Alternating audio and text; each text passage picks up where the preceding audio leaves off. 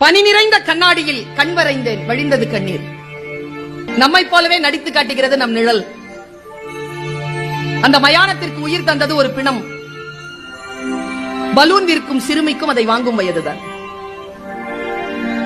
எந்த கிளி ஏமாற்றி சென்றதோ தாடியுடன் இருக்கிறது ஆலமரம். வாயை கிழித்த பின்னும் தொடர்ந்து பேசுகிறது கடிதம். லாரி நிறைய மரம், இரையுடன் கூட்டை தேடும் தாய்க்குருவி. காற்றுக்கு சலிப்பதே இல்லை, ஒரே புத்தகத்தை 1000 முறை புரட்டுகிறது. இலையின் நடனம் அதே காற்று, இலையின் மரணம். சரிந்த மேம்பாலம், இழிபாடுகளுக்கு இடையில் சிக்கியது ஊழல்.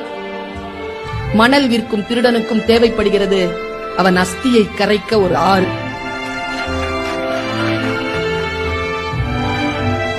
பெருங்கடலை அசைத்துக் கொண்டிருக்கிறது மீன் குஞ்சின் சின்ன துடுப்பு.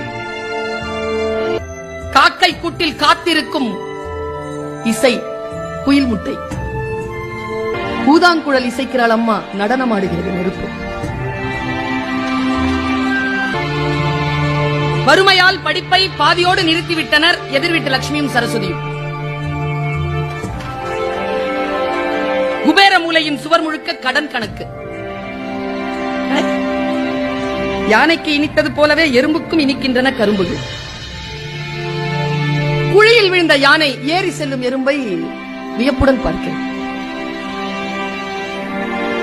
படத்தில் இருந்தாலும் ஆணி அடித்தே மாட்டப்படுகிறார் சிலுவையில் இயேசு. விழுந்த பிறகும் பறந்து பார்க்கிறது பறவையின் இறகு. புகைப்படக்காரரை அசையாமல் நிற்க வைத்தது மலையருவி. மயிலிறகு குட்டி போட்டது பள்ளியின் நினைவுகளை.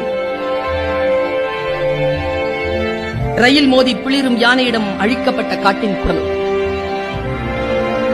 உடைந்த பானை, மிச்சம் இருக்கிறது கொஞ்சம் தண்ணீர்.